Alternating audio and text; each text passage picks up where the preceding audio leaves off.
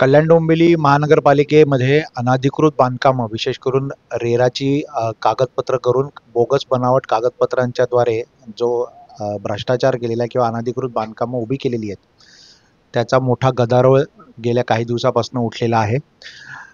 याची दखल घेत महाराष्ट्र शासनाने आता काही मार्गदर्शक तत्व, सूचना संपूर्ण महाराष्ट्रभर लागू केलेल्या आहेत आणि या अनधिकृत बांधकामांना, या मार्गदर्शक सूचनांद्वारे अनधिकृत बांधकामांना आळा घालण्यासाठी त्यांनी काही पावलं उचललेली आहेत आणि हे काही निर्देश दिलेले आहेत महानगरपालिका आणि स्थानिक स्वराज्य संस्थांना. तर आता आपण आलो आहोत या 65 अनधिकृत इमारतींच्या बाबत जे जनहित याचिका ज्यांनी दाखल केली आहे त्या आर्किटेक्ट संदीप पाटील यांच्याकडे. तर सर, मला हा पहिला प्रश्न तुम्हाला विचारायचा आहे की आता ही महाराष्ट्र शासनाने जी मार्गदर्शक तत्वे अनधिकृत बांधकामं पुढे वाढू नयेत किंवा त्यांना आळा बसावा यासाठी जी केलेली आहे, तर त्याच्याबद्दल तुमचं काय मत आहे आणि तुम्ही समाधानी आहात काय एकूणच या प्रकरणाबाबत, सूचनांबाबत? याच्यामध्ये मी असं म्हणू शकतो की मी 50% समाधानी आणि 50% नाही. कारण याच्यामुळे एवढंच होणार आहे की भविष्यात होणारी इलिगल कन्स्ट्रक्शनला आळा घालता येईल.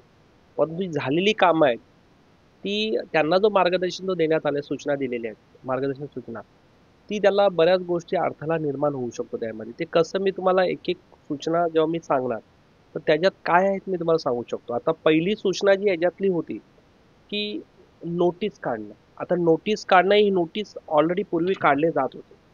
आता ह्या नोटीसा MRTP सेक्शन खाली काढा असं सांगितलंय. आता महानगरपालिका जी आहे ती या बाबतीतच चुकलेली आहे. ती कधीही नोटीस काढते तर MRTP सेक्शन अंतर्गत नाही काढत. कल्याण डोंबिवली महानगरपालिका महाराष्ट्र म्युनिसिपल कॉर्पोरेशन ऍक्टच्या अंतर्गत नोटिसा काढते. 260 सेक्शन 260 267(1) या प्रकारे काढते. नंतर 478 करून तिला इलिगल घोषित करते. परंतु जेव्हा मॅटर कोर्टात जातो तेव्हा कोर्टामध्ये कोर्ट बोलतो की तुम्ही MRTP सेक्शन अंतर्गत नोटीस मारली का. जशी ठाण्याला प्रथा आहे की सेक्शन 52, 53 ही नोटीस मारली जाते. तर यासाठी पहिला मार्गदर्शन सूचना दिलेली ती आहे की नोटीस मारणं आणि ती नोटीस तातडीने त्यांनी दिली पाहिजे त्या नोटीसच्या बाबतीत आणि ती नोटीस कोणाकोणाला द्यायची त्या बाबतीत सांगितलेलं आहे. म्हणजे नोटीस आता इथे काय होतो की एखादी बिल्डिंग इलिगल चालू आहे तर नोटीस जरी ती महाराष्ट्र म्युनिसिपल कॉर्पोरेशन ऍक्ट खाली दिली असेल ती नोटीस फक्त त्या बिल्डरला किंवा जमीन मालकाला दिली जाते. बिल्डिंगमध्ये राहणाऱ्या लोकांना हे माहितीच नाही पडत की ही बिल्डिंग इलिगल आहे. जसं आता वक्रतुंड बिल्डिंगच्या बाबतीत घडलं, लोकांना माहितीच नाही की काय चालू आहे. तर आता ह्या पहिल्या मार्गदर्शन सूचना ही अशी देण्यात आली आहे की नोटीस रहिवासींना पण द्यायची, ठेकेदाराला पण द्यायची, जमीन मालकाला पण द्यायची, प्लस त्या बिल्डरला पण द्यायची. म्हणजे ही एक मार्गदर्शन सूचना जी देण्यात आलेली आहे ही खूपच चांगली पहिली सूचना देण्यात आलेली आहे. दुसरं त्या बाबतीत दिलेलं आहे की समजा काय होतं की हे इलिगल कन्स्ट्रक्शन का होतो की जागा दुसऱ्याच्या नावावरती आहे, ताबा दुसऱ्याचा आहे. मग अशा वेळेला काय होतं की त्या जागेमध्ये इलिगल कन्स्ट्रक्शन केला जातो कारण सातबारा क्लिअर नाही. म्हणून या बाबतीत जमीन मालकाला माहिती नसते की त्याची जागा आणि त्याच्यावरती कोणतरी इलिगल कन्स्ट्रक्शन करतो. म्हणून याच्यातला मार्गदर्शक सूचना काय देण्यात आली आहे की समजा जागा माझ्या नावावरती आणि तिथे त्रस्त व्यक्ती कोणतरी त्याच्यावरती बांधकाम करतोय तर तशा वेळेला त्या ट्रेसपेस आपण म्हणू शकतो. परंतु त्या केसमध्ये त्यांनी असं केलं पाहिजे की जमीन मालकांनी 6 महिन्याच्या आत त्या बाबतीत तक्रार केली पाहिजे.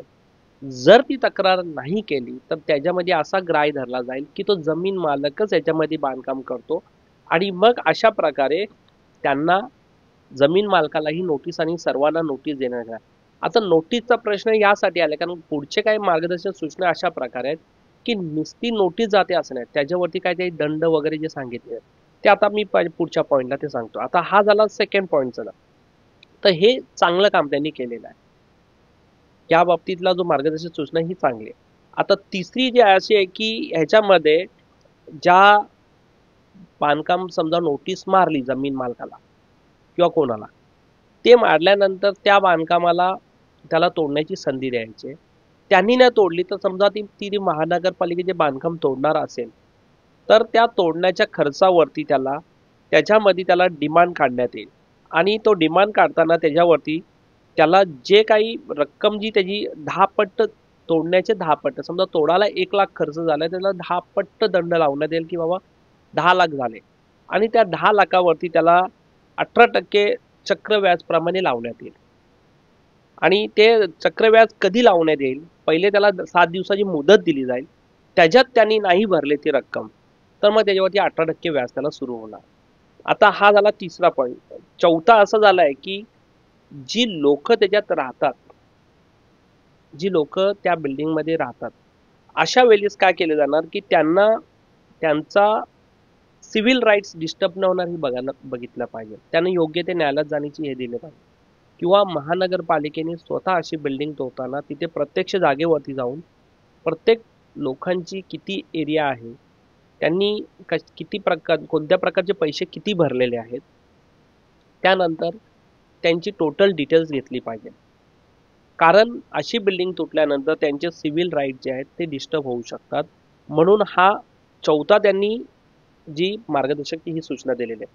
पाचवा जी मार्गदर्शक सूचना जी दिलेली आहे त्यामध्ये असं आहे की जी लोक बाधित होतील अशा लोकांना प्राईम मिनिस्टर आवास योजना अंतर्गत घरं दिली पाहिजे. तर हे पहिले जे 4 आहेत ते ओके आहेत, त्याच्यात मला काय म्हणणं आहे. पण 5व्यामध्ये प्रॉब्लेम काय होतो की त्यांना द्यायची घरं, परंतु ती घरं देताना त्या ऑलरेडी ज्यांचे लोन चालू असणार त्या लोकांचं काय होणार, ती बिल्डिंग तुटली तर.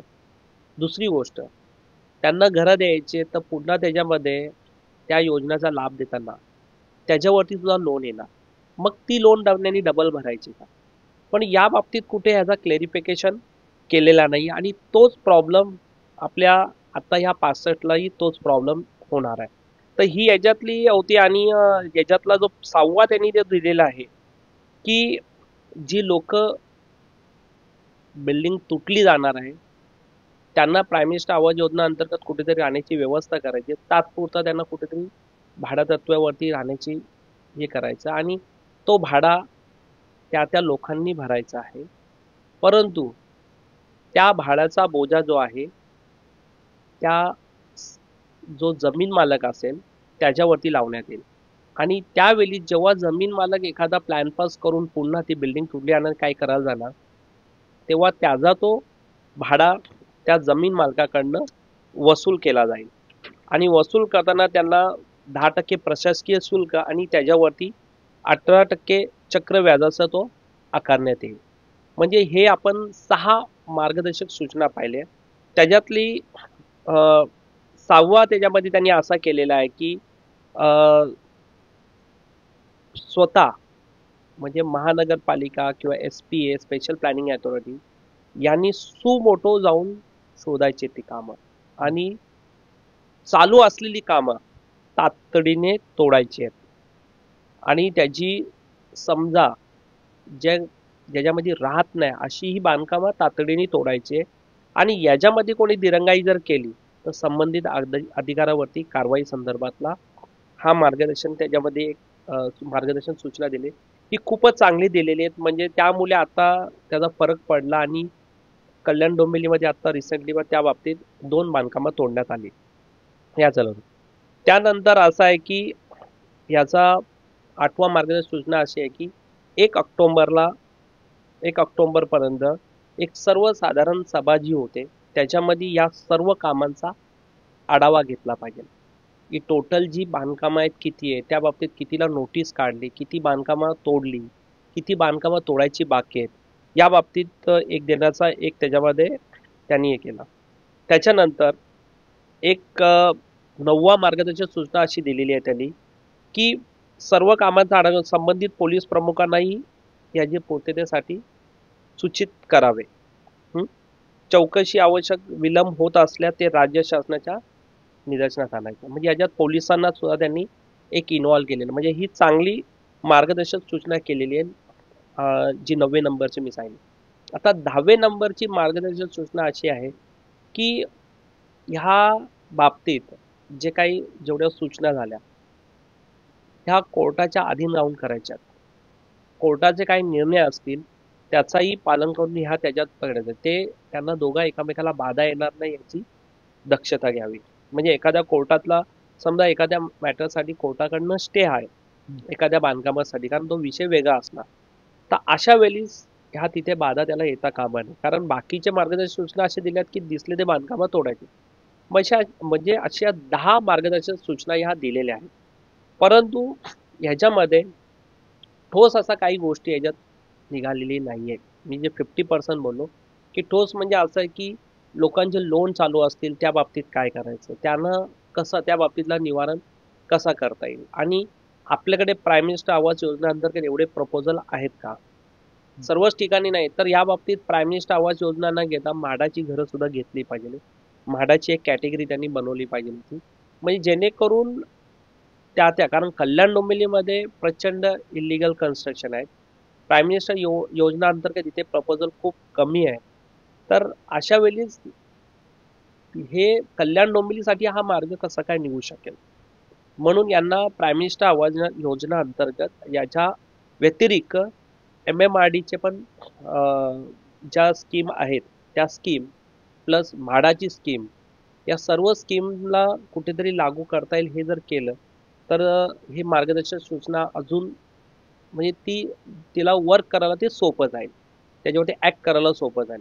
तर अशा प्रकारच्या या 10 मार्गदर्शक सूचना शासनाने दिलेल्या आहेत, आणि या सर्वच पूर्ण महाराष्ट्रामध्ये त्यांनी सर्व जिल्हा अधिकारी, सर्व प्लॅनिंग अथॉरिटी सर्वांना या कॉपी दिल्यात आणि याच्या फॉलोअप करायला त्यांनी सांगितलेलं आहे. पण आता तुम्ही याचं विश्लेषण केलंय तुमच्या दृष्टिकोनातनं. तुम्हाला असं वाटतं की ह्या सगळ्या मार्गदर्शक तत्वांमुळे राज्यातल्या आणि विशेष करून कल्याण डोंबिवली महापालिकेतली अनधिकृत बांधकामांना आळा बसेल, बंद होतील ही अनधिकृत बांधकामं? नवीन कामं तर निश्चितच होणार नाही, परंतु जी जुनी कामं आहेत त्यामध्ये फार विषय अवघड आहे. कारण कारण लोकांच्या आता ज्या 65च्या प्रकरणात मी बोलतो की 65च्या बाबतीत असं आहे की कोर्टाचा आदेश आहे, त्याचा टाइम पिरियड काही बिल्डिंगचा ऑलरेडी संपलेला आहे, काही आता संपणार आहे, आणि त्यामुळे कोर्टाच्या आदेशामुळे ह्या बिल्डिंग निश्चित तोडाव्याच लागतील. परंतु आता ही नवीन मार्गदर्शक सूचना आल्यामुळे या सर्व गोष्टी आता डिफिकल्ट झालेल्या आहेत. ह्या बिल्डिंग म्हणजे वाचणं मला अवघड वाटतो. काही कोर्टात जाण्याचे विषय चालू होते की रिलीफसाठी जावं. प्रत्येकाने याच्यामध्ये चर्चाही केली जाण्याबाबतीत, परंतु म्हणजे राजकीय पुढारी लोकांनी केलं, परंतु अजूनपर्यंत दाखल नसल्यामुळे ह्या बिल्डिंग तुटण्याच्या एकदम म्हणजे तुटण्याच्या जवळच आहेत, म्हणजे लवकरच तुटतील.